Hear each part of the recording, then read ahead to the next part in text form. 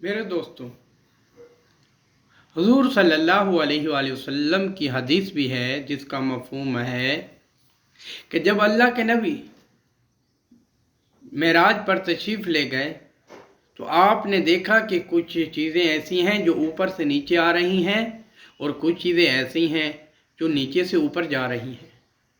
تو اللہ کے نبی نے جبرائیل امین سے پوچھا کہ اے جبرائیل، یہ کیا ہے جو میں دیکھ رہا ہوں کہ کچھ چیزیں اوپر سے نیچے آ رہی ہیں اور کچھ نیچے سے اوپر جا رہی ہیں؟ جبرائیل امین نے فرمایا کہ یا رسول اللہ صلی اللہ علیہ وآلہ وسلم، یہ آپ کی امت کے اعمال ہیں جو نیچے سے اوپر جا رہے ہیں، اور جو اوپر سے نیچے آ رہے ہیں وہ ان اعمال کا بدلہ ہے۔ میرے دوستوں، جب ہمارے پورے کے پورے ملک والے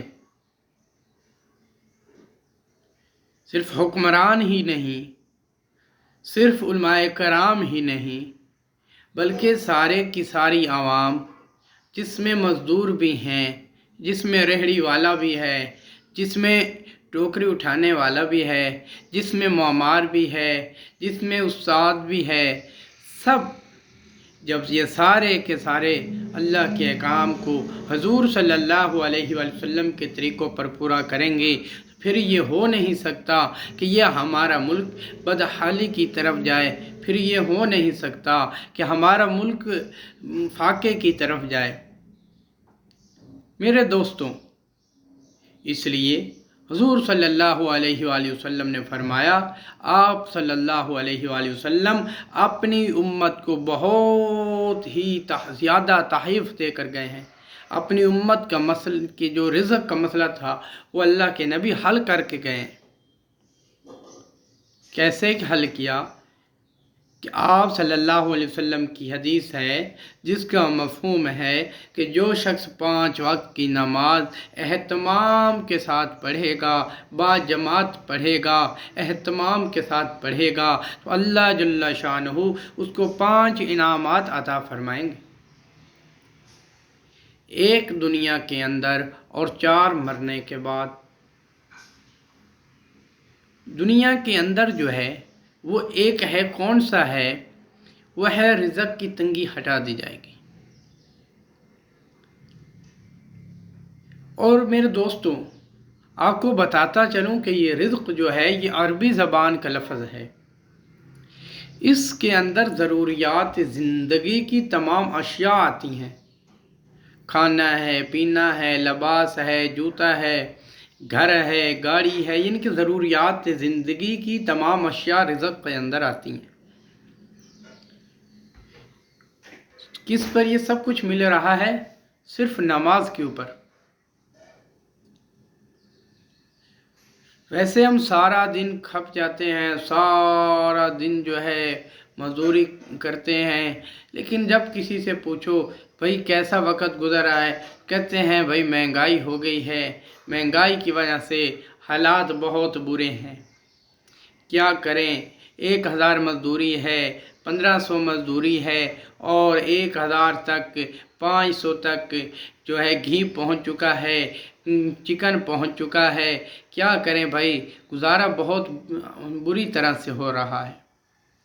جی میرے دوستوں، آپ کو پتہ ہونا چاہیے کہ جب ہم اللہ اکبر کی آواز سن کر مسجد میں نہیں جائیں گے اور مال کی دوڑ میں لگے رہیں گے تو ہمارے مال میں برکت نہیں پڑے گی، بلکہ جب ہم نماز کو چھوڑ دیتے ہیں اور مال کو پانے کی کوشش کرتے رہتے ہیں، نماز کو چھوڑ کر، پھر ہوتا یہ ہے کہ ہمارے مال سے وہ برکت اٹھ جاتی ہے۔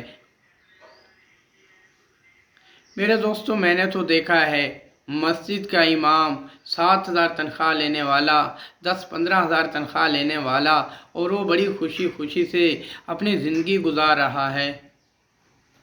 اس کی اصل وجہ یہی ہے کہ وہ اللہ کے احکام کو حضور صلی اللہ علیہ وآلہ وسلم کے طریقوں پر پورا کر رہا ہے، اللہ کے دین کی خدمت کر رہا ہے، اپنے محبوب حضور صلی اللہ علیہ وسلم کے طریقوں کا دفاع کر رہا ہے، آپ صلی اللہ علیہ وسلم کے طریقوں کو پورا کر رہا ہے۔ میرے دوستوں، اور 5 وقت کی نماز باجماعت ادا کر رہا ہے، اہتمام کے ساتھ ادا کر رہا ہے، تو اللہ تعالیٰ نے ایسی برکت رکھی ہے کہ وہ 7,000 کے اندر بھی خوش ہے، وہ 15,000 کے اندر بھی خوش ہے۔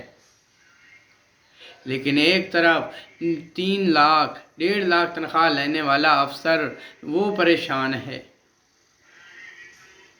اس کی وجہ یہی ہے کہ جب اللہ کے حکموں کو چھوڑ کر ہم کاروبار کریں گے، جب اللہ کے حکموں کو چھوڑ کر تجارت کریں گے، پھر میرے دوستوں برکتیں اٹھ جائیں گی، پھر پریشانیاں ہمیں گھیر لیں گی۔ اگر چاہتے ہو زندگی سکون والی ہو، اگر چاہتے ہو کہ دنیا میں بھی کامیاب ہو جائیں اور جانے کے بعد بھی کامیاب ہوں اور جنت مل جائے، تو اس کے لیے میرے دوستوں اللہ تعالیٰ نے اپنے محبوب کے طریقوں کو ہمارے اوپر جو ہے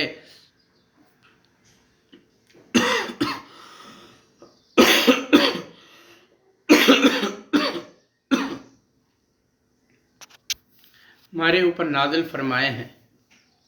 میرے دوستوں، حضرت بلال حبشی رضی اللہ تعالی عنہ آپ کو دیکھیں، غلام تھے، لیکن اللہ نے کیسا مقام دیا، اللہ نے کیسا مرتبہ دیا، اللہ نے کیسی عزت دی، یہ مقام کیسے ملا، یہ بلندی کیسے ملی، یہ رتبہ کیسے ملا کہ آپ چلتے تو زمین پر ہیں اور چلنے کی آواز جو ہے جنت میں سنائی دے رہی ہے۔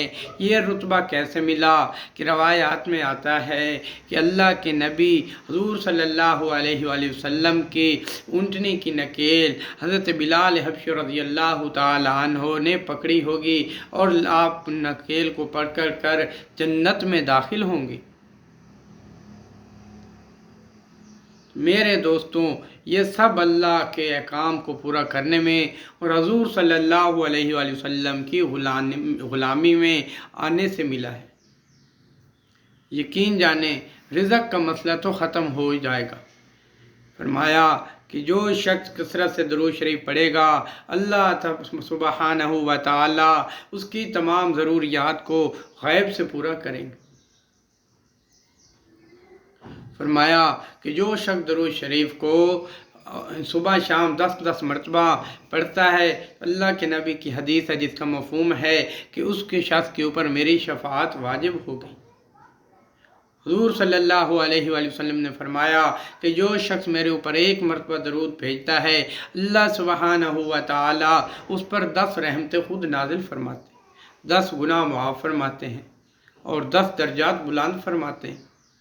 تو میرے دوستوں، اللہ کے احکام کو ایک ہے اللہ کو ماننا اور ایک ہے اللہ کی ماننا، ایک ہے رسول اللہ صلی اللہ علیہ وسلم کو ماننا اور ایک ہے رسول صلی اللہ علیہ وسلم کی ماننا۔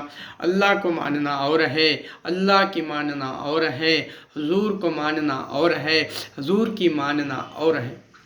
جب یہ ہم چاروں کام کریں گے کہ اللہ کو بھی مانیں گے اور اللہ کی بھی مانیں گے، جب ہم حضور صلی اللہ علیہ وآلہ وسلم کو بھی مانیں گے اور حضور صلی اللہ علیہ وآلہ وسلم کی بات کو بھی مانیں گے، پھر ہم کامیاب ہوں گے۔ ویسے تو عیسائی بھی مانتے ہیں کہ اللہ ہے، اور ہمارا بھی یہی ہے کہ ہم بھی یہی کہتے ہیں اللہ ہے، اور کوئی ذرا برابر بھی ہم میں اور اس میں فرق نہیں ہے۔ غیر مسلم بھی کہتا ہے کہ مال سے زندگی بنتی ہے، مال آئے گا تو کامیابی ملے گی، مال آئے گا تو لوگ عزت کریں گے، مال آئے گا تو گاڑی خرید لوں گا، مال آئے گا تو حج کروں گا۔ لیکن میرے دوستوں یعنی کہ مسلمان آج کہتا ہے یہی ہے کہ مال آئے گا تو حج کروں گا، مال ہوگا تو گاڑی خریدوں گا، مال ہوگا تو کامیابی ہوگی۔ نہیں میرے دوستوں، مال سے کامیابی نہیں ہے، کامیابی تو اعمال سے ہے۔ کامیابی تو جسم سے نکلنے والے نیک اعمال کی بنیاد پر اللہ نے رکھی ہے، اس کے ساتھ جوڑی ہے۔ کوشش نیت کریں سب بھائی کہ انشاءاللہ آج کے بعد ہم اللہ کے احکام کو 100% پورا کریں گے اور حضور صلی اللہ علیہ وسلم کے طریقوں کو 100% پورا کریں گے اور پورے عالم میں اللہ کے احکام کو پھیلائیں گے اور پورے عالم میں حضور صلی اللہ علیہ وسلم کے طریقوں کو پھیلائیں گے اور خود بھی عمل کریں گے۔ اس میں میرے دوستوں میرے منہ سے ایک بات نکل گئی میری زبان سے کہ غیر مسلم بھی کہتے ہیں کہ پیسے ہوں گے تو حج کریں گے، تو یہ بیسیکلی میرا انہیں کہنا تھا، مسلمان بھی یہ کہتا ہے کہ پیسے ہوں گے تو حج کریں گے۔ تو یہ بعد میں کوئی مجھ پہ یہ فتویٰ نہ لگا دے کہ یہ غیر مسلموں کو بھی حج کروا رہا ہے۔ تو آپ سے گزارش ہے میرے چینل کو سبسکرائب کر دیں، اور ویڈیو اچھی لگی ہو تو لائک کریں اور شیئر کریں، کیونکہ دین کی بات پھیلانا بھی صدقہ جاریہ ہے۔ وآخر دعوانا ان الحمد للہ رب العالمین۔ السلام علیکم۔